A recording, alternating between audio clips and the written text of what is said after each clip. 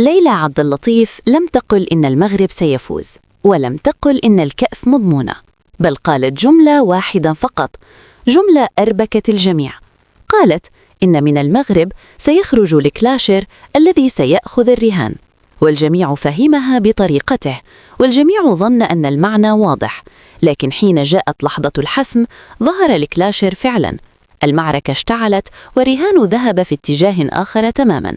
السنغال خطفت الفوز، وهنا فقط فهم من يفهم أن ليلى لا تتكلم بالنتائج بل بالإشارات، لا تسمي الفائز بل تترك الباب مفتوحا لسيناريو لا يتوقعه أحد. وقبل أن نكمل، إذا كنت تسمع هذا الكلام الآن فتأكد أن ما سيأتي أخطر وأعمق وأقرب مما تتخيل. لذلك أضغط على زر الاشتراك الآن، لأن هذه القناة لا تلاحق الحدث بعد وقوعه، بل تضعك أمام التوقع قبل أن يحدث. والاشتراك هنا ليس مجاملة، بل لأن القادم سيجعلك تعود لتتذكر هذا الفيديو حرفاً حرفاً.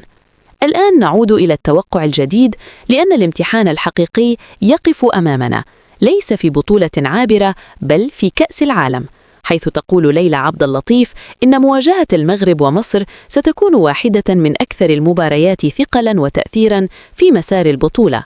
تقول إن هذه المباراة لن تلعب فقط بالأقدام بل بالعقول، بالأعصاب، وباللحظة التي قد تغير كل شيء.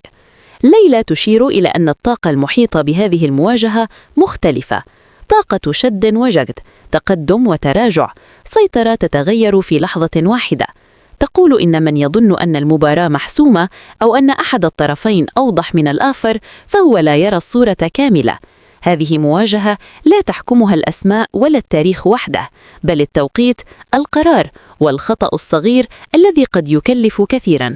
في قراءتها ترى ليلى أن المغرب يدخل هذا الامتحان بثقة عالية جدا، ربما أعلى مما ينبغي، ثقة صنعها إنجاز سابق ورفعتها جماهير ترى أن الحلم بات قريبا، لكنها تحذر من أن الثقة إذا لم تدار بهدوء قد تتحول إلى عبء.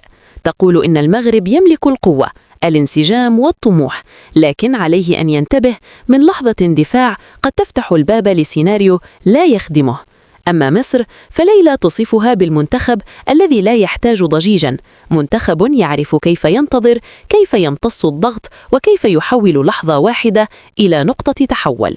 تقول إن مصر قد تبدو هادئة، لكن الهدوء أحيانا أخطر من العاصفة. منتخب يراهن على الصبر وعلى أن الخصم سيمنحه الفرصة في لحظة ما. ليلى تتحدث عن مباراة مليئة بالتوتر، أخطاء غير متوقعة، وربما قرارات ستناقش طويلا بعد النهاية. تشير إلى أن النتيجة قد لا تحسم مبكرا، وأن الأعصاب ستكون العامل الحاسم.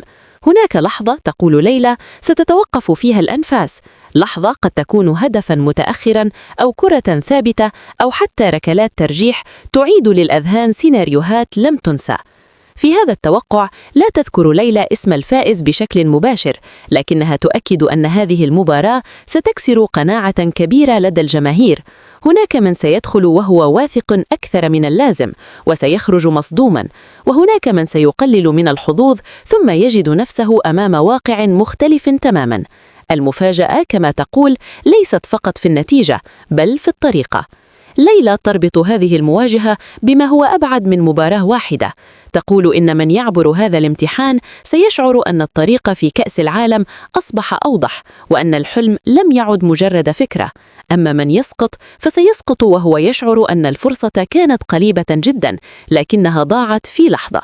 وتعود ليلى لتذكير الجميع بما حدث سابقا حين فهمت الإشارة بشكل خاطئ.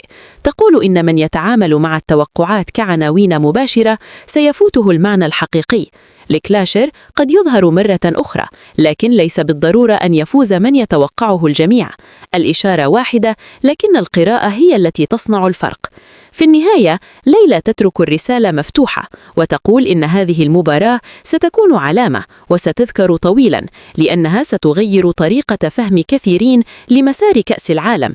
اسم سيظهر فجأة، منتخب سيصعد خطوة كبيرة، وآخر سيخرج وهو يتساءل كيف ضاعت الفرصة. الآن الكرة في الملعب والتوقع أمامكم، والوقت وحده سيكشف الحقيقة. لكن تذكروا هذا جيدا، حين تقع المفاجأة وحين تتغير الصورة ستتذكرون أن الإشارة كانت هنا قبل أن يحدث كل شيء.